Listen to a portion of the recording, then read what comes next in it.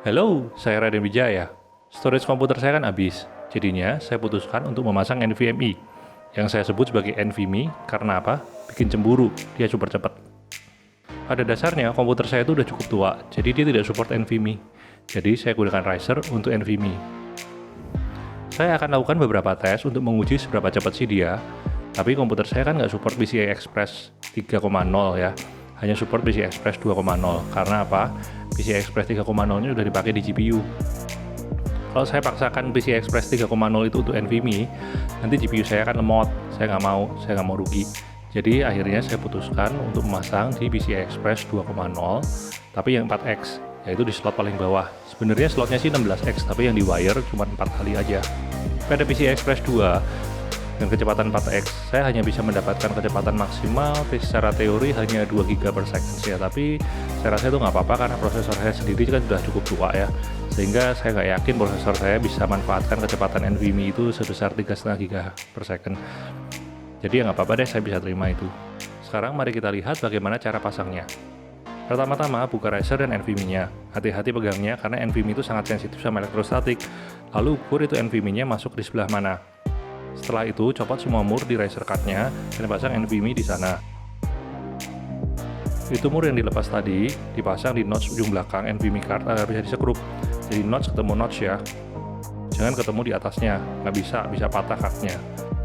Setelah itu, baru pasang bracket dan taruh ke dalam PC.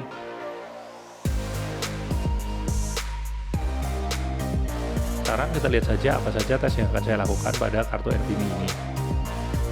Pertama, saya buat file berukuran 1,2 GB. File itu saya buat di Notepad. Karena apa? Notepad itu kan sangat simpel ya. Dia kerjaannya cuma write aja. Dia nggak melakukan compression, nggak melakukan ini itu yang aneh-aneh. Sehingga diharapkan tidak ada bottleneck pada CPU. Saya lakukan 3 macam enkripsi. Pertama hardware, kedua software, dan ketiga tanpa enkripsi. Tapi ketika saya melakukan software encryption, saya membuat kesalahan, yaitu saya save-nya menggunakan Ctrl S. Sehingga apa? Ya hasilnya agak sedikit off ya. Tapi saya rasa nggak apa-apa lah, itu bisa dimaafkan lah ya. Dari penyimpanan file sebesar 1,2 GB ini, kita bisa tahu bahwa software encryption itu finish terakhir ya. Dan yang paling cepat adalah hardware encryption dan disusul oleh no encryption. Nah, ini cukup aneh ya, hardware encryption kenapa lebih cepat daripada no encryption ya. Perbedaan antara hardware encryption dengan software encryption adalah 0,8 detik, dan ini saya rasa konsisten ya, karena prosesor saya hanya mampu bekerja pada AES dengan kecepatan kurang lebih 2 GB per second. Jadi file 1,2 GB harusnya 0,6 second, tapi ditambah lead in, lead out, dan lain-lain 0,8 second, saya rasa cukup fair enough ya. Dan ini sesuai dengan spesifikasi dan konsisten dengan kemampuan AES di prosesor saya. Sekarang file sebesar 1,2 GB ini akan saya kompresi. Kenapa saya masih menggunakan text file ya? Karena satu lagi, dia betul-betul basic sehingga diharapkan tidak terjadi bottleneck di prosesor karena prosesnya sangat gampang. Tapi ternyata itu tidak yang saya expect ya. Ternyata terjadi bottleneck juga dan lumayan juga bottlenecknya. Selain itu, text file juga bisa dikompresi dengan sangat baik sehingga ukuran text file itu hanya 1, sekian mega ya. Dan ini bagus, karena apa? Artinya hampir tidak ada waktu yang dibuang ketika saving ya. Nah, kita bisa lihat ada perbedaan sebesar 1 detik ya. Dan ini most likely adalah kecepatan membaca antara software encryption dengan hardware encryption ya. Dan perbedaan 1 detik itu juga konsisten dengan kecepatan komputer saya memproses AES encryption. Dan saya juga masih penasaran terhadap hardware encryption. Kenapa selalu juara? Mari kita lihat di WinSat-nya. Oh, WinSat udah keluar. Ternyata menggunakan hardware encryption memang sedikit lebih cepat dibandingkan tanpa encryption. Sekarang saya akan lakukan uji ekstraksi. Saya memang tidak punya file-file berukuran besar yang bisa saya kompres lalu jadikan ekstraksi ya. Nggak. Yang saya punya adalah Eclipse, dan ini bisa direplikasi oleh semua orang yang bisa download Eclipse. Eclipse yang saya gunakan versi 2020 bulan 12. Kenapa itu? Karena itu adalah file yang ada di hard disk saya. Eclipse ini melambangkan random I/O, yaitu seperti penggunaan pada real world. Kita sering melakukan instalasi file kan, download filenya kecil-kecil, diekstrak satu persatu, dan itu makan waktu yang cukup lama.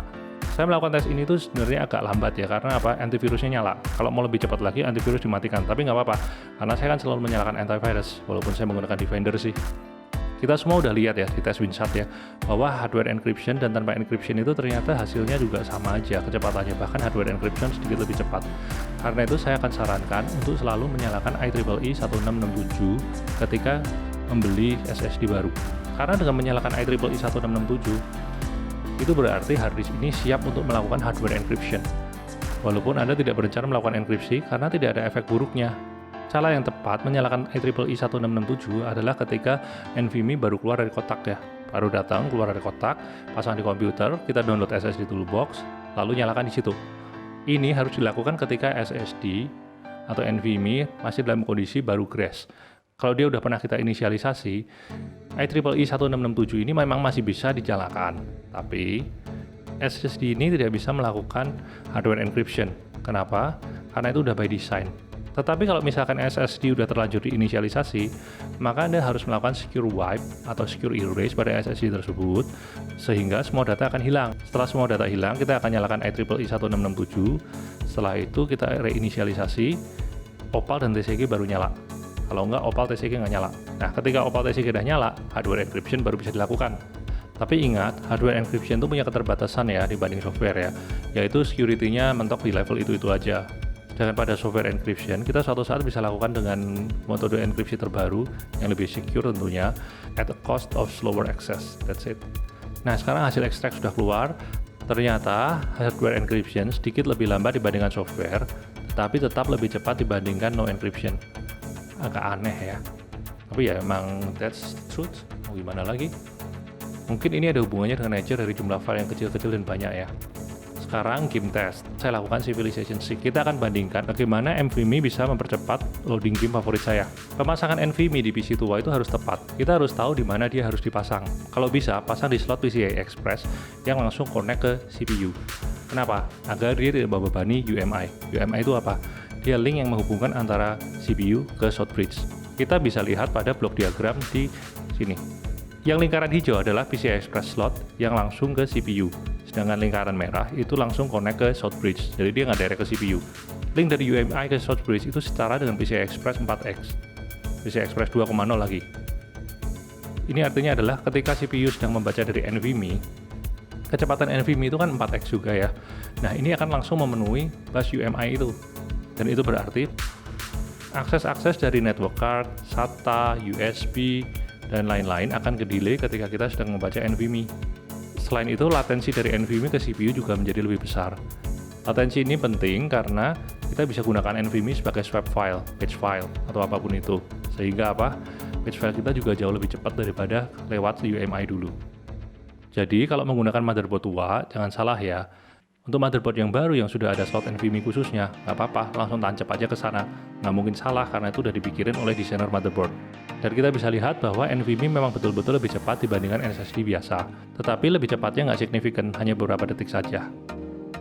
Dan terakhir, saya akan loading virtual machine pada Android Studio. Kita akan lakukan 3 tes. Pertama, warm boot dari NVMe. Oke, warm boot dari NVMe sudah selesai. Ini benar-benar instan ya.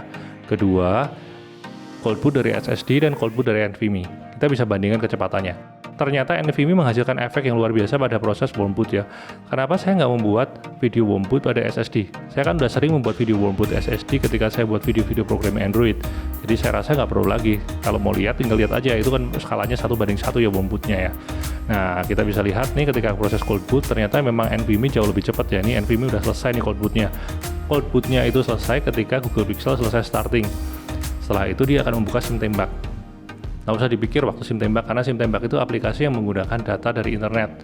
Jadi tergantung kecepatan saya, kalau saya lagi lemot, ya sudah dia lemot. Nah, sekarang baru kita lihat, SSD baru selesai cold boot. Menurut saya kalau Anda programmer Android, upgrade dari SSD ke NVMe itu sangat worth it ya. Karena waktu loadingnya ini benar-benar membuat kita kehilangan kepusingan ya. Karena apa, kita nggak usah sabar menanti lagi, kita bisa menyepend waktu lebih banyak dalam memikir untuk coding kita daripada untuk compiling dan membuka AVD. Oke, saya rasa udah dulu untuk video kali ini. Sudah kelihatan kan dibanding SSD ternyata NVMe itu sangat cepat. Dan juga tentunya bagi Anda yang suka menggunakan virtual machine, seperti menjalankan Linux dari Windows atau menjalankan Windows dari Linux, NVMe itu sangat worth it. Kalau gitu, sampai jumpa di lain kesempatan dan enjoy your day. Bye-bye.